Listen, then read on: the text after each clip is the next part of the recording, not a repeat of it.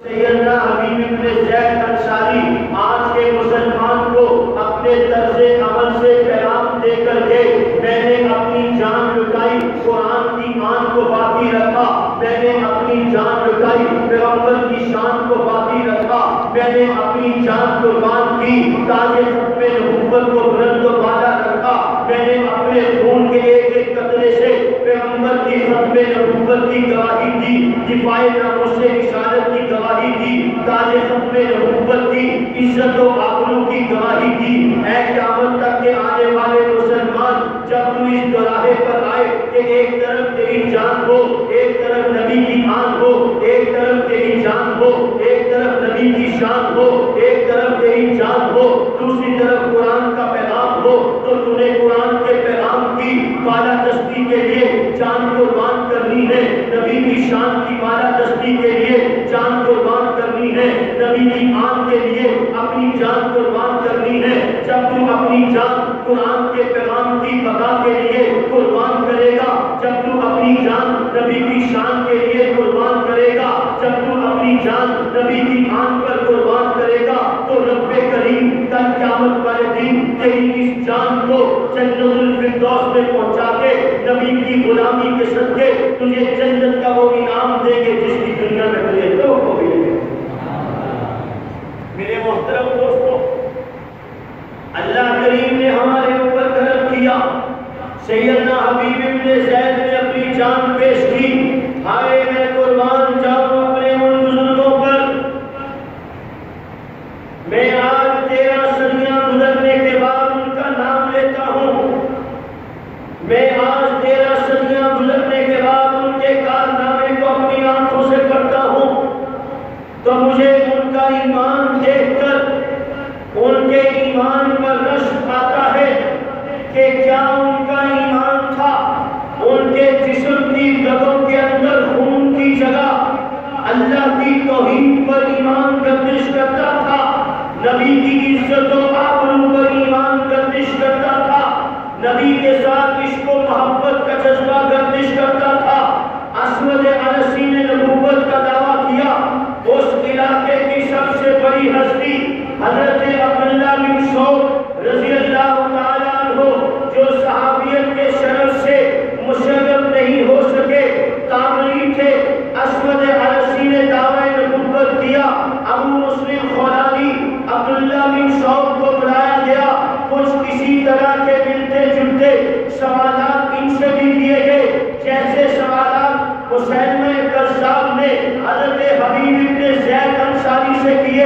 ایسے ہی ملتے جلتے سوالات ابو مسلم خولانی عبداللہ بن سعود سے بھی کیے گئے۔ چنانچہ عبداللہ بن سعود ابو مسلم خولانی نے ببانگے دہل ڈنکے کی چوٹ پر سینہ تان کر شیر میدان بن کے خم ٹھوک کے نبی صلی اللہ علیہ وسلم کی ختم نبوت کا جام بھرا، قرآن کے پیغام کا اعلان کیا، نبی کی زبان نبوت سے نکلنے والی احادیث کا اعلان کیا۔ ابو مسلم خولانی عبداللہ بن سعود قرآن کی ایک ایک آیت کو اسی طرح مانتا ہے جس طرح پیغمبر نے ختم نبوت کے عقیدے پر پیش کی۔ ابو مسلم خولانی عبداللہ بن سعود پیغمبر کے ایک ایک فرمان کو اسی عقیدے سے، اسی نظریے سے، اسی سوچ سے، اسی فکر سے، اسی لگن سے، اسی طرف سے، اسی جذبے سے، ایمان اور یقین کے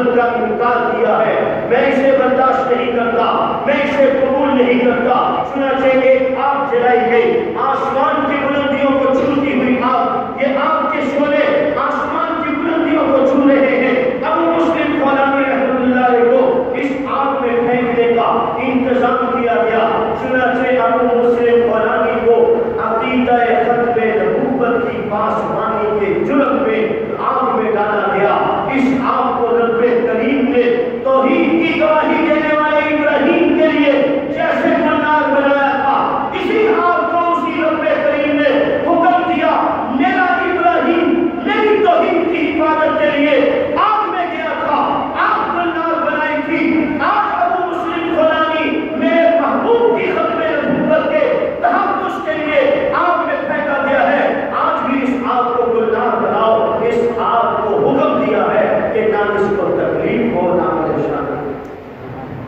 حضرت ابو مسلم خولانی اس آگ سے اوڑھنے کی چال ہرنے کی چال چلتے ہوئے صحیح سلامت باہر نکل گئے۔ دوسری طرف سے آگ سے باہر نکلے، مجمع ہکا ہو گیا، افراتفری پھیل گئی۔ اسود سے کہا گیا تیرے جھوٹے دعوے نبوت کے سامنے سچے عاشق کی داستان آ چکی ہے۔ یہ داستان جب وائرل ہوگی، سوشل میڈیا پر چڑھے گی، ایک ایک مسلمان کے کان میں جائے گی، تیری جھوٹی نبوت کو کوئی قبول نہیں کرے گا، پھر کیا کیا جائے؟ اسود کہنے لگا انہیں ملک بدل کر دیا جائے۔ چنانچہ حضرت ابو مسلم خولانی رحمۃ اللہ علیہ کو صنعا سے یمن سے نکال دیا گیا۔ ایک ہی جائے بنا تھی مدینہ المنورہ۔ حضرت ابو مسلم خولانی مسجد نبوی میں پہنچے، نماز ہو چکی تھی، نمازی جا چکے تھے۔ حضرت عمر فاروق رضی اللہ تعالیٰ عنہ مسجد میں موجود تھے۔ حضرت عمر فاروق نے دیکھا ایک آدمی ہے ستون کے سامنے کھڑا نماز پڑھ رہا ہے، سفر کے آثار معلوم ہوتے ہیں، اجنبی آدمی ہے، مسافر لگتا ہے، قریب میں انتظار میں بیٹھ گئے۔ یہ نماز سے فارغ ہوئے، حضرت ابو مسلم خولانی حضرت عمر فاروق آمنے سامنے ہوئے، انٹروڈکشن ہوا، تعارف ہوا۔ ابو مسلم خولانی سے پوچھنے لگے کہاں سے؟ انہوں نے اپنا تعارف فرمایا۔ حضرت عمر فاروق کہنے لگے اچھا اس علاقے سے آئے ہو جہاں ایک جھوٹا مدعی نبوت ہے اور اس نے ہمارے ایک دوست کو آگ میں پھینکا۔ رب کریم نے پیغمبر کی ختم نبوت کے اعجاز میں اس آگ نے اسے جلایا نہیں۔ ابو مسلم خولانی کہنے لگے جی ہاں اسی علاقے سے آیا ہوں۔ حضرت عمر فاروق مجھ سے کہنے لگے کیا آپ اس آدمی کو جانتے ہیں؟ ابو مسلم خولانی کا جواب دینے سے پہلے حضرت عمر فاروق رضی اللہ تعالیٰ عنہ نے حضرت ابو مسلم خولانی کی پیشانی پر وہ نور دیکھ کے پہچان کے کہا میرا وجدان کہتا ہے کہیں آپ ہی تو وہ آدمی نہیں،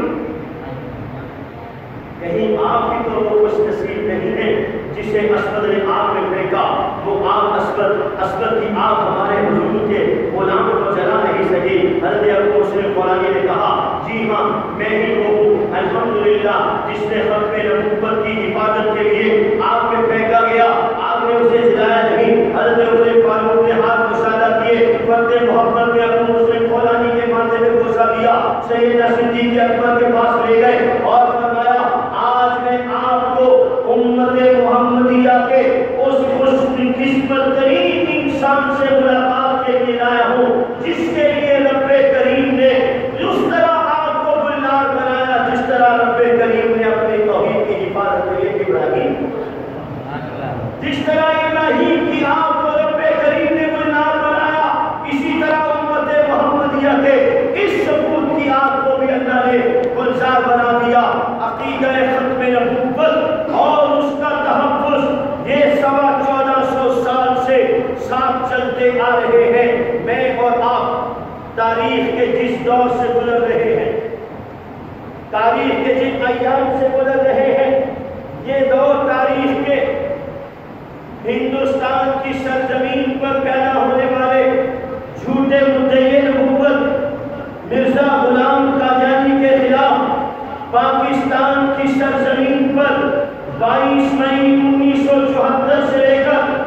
7 ستمبر 1974 تک ان 90 دنوں کے اندر جو عظیم الشان بے مثال لازوال عشق و محبت کی داستان رقم ہوئی، یہ ایام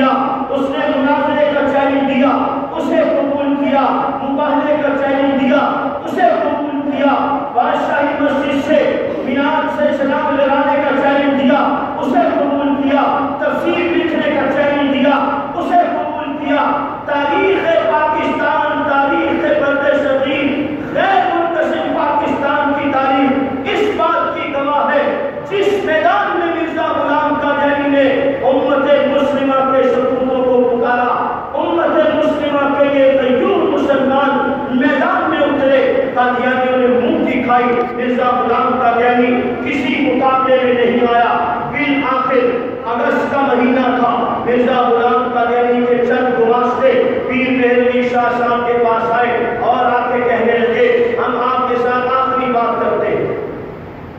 یہ بات میرے آزمائے ہوئے، تم نے اس سے پہلے بھی بہت کچھ کہا، چلو آج تم اپنی زبان سے کہتے ہو کہ آخری بات ہے، کہو کیا کہتے ہو۔ وہ قادیانی گروہ کہنے لگا ایک اندھا ایک لنگڑا لنگڑا، اگر آپ کا ذوق تازہ ہو تو بات سننے کا مزہ آئے گا۔ ایک اندھا ایک لنگڑا لنگڑا ہم مرزا قادیانی کے سامنے بٹھائیں گے، ایک اندھا ایک لنگڑا لنگڑا آپ کے سامنے بٹھائیں گے، اس کے حق میں آپ دعا کریں گے، اس کے حق میں مرزا قادیانی دعا کرے گا، جس کی دعا سے اندھا ٹھیک ہو جائے، جس کی دعا سے لنگڑا لنگڑا ٹھیک ہو جائے، وہ سچا، اس کا دین سچا، اس کا مذہب سچا، اس کا نعرہ سچا، اس کا پیغام سچا، جس کی دعا سے اندھا پینا نہ ہو، لنگڑا لنگڑا چلے نہ، وہ جھوٹا، اس کا دعویٰ جھوٹا، اس کا پیغام جھوٹا، اس کا اعلان جھوٹا۔ پیر مہر علی شاہ صاحب نے ان کی اس بات کو سنا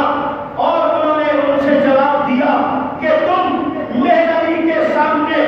نبی کریم صلی اللہ علیہ وسلم کی صداقت پر، اسلام کی صداقت پر، دین کی صداقت پر، ختم نبوت کے عقیدے کی صداقت اور امانت اور دیانت پر مہر علی سے یہ مطالبہ کرتے ہو، مہر علی اس اندھے اور لنگڑے لنگڑے کے حق میں دعا کرتے، پوری ہو جائے، صداقت نکل کے سامنے آ جائے گی۔ مہر علی شاہ کہنے لگے حضور کی ختم نبوت پر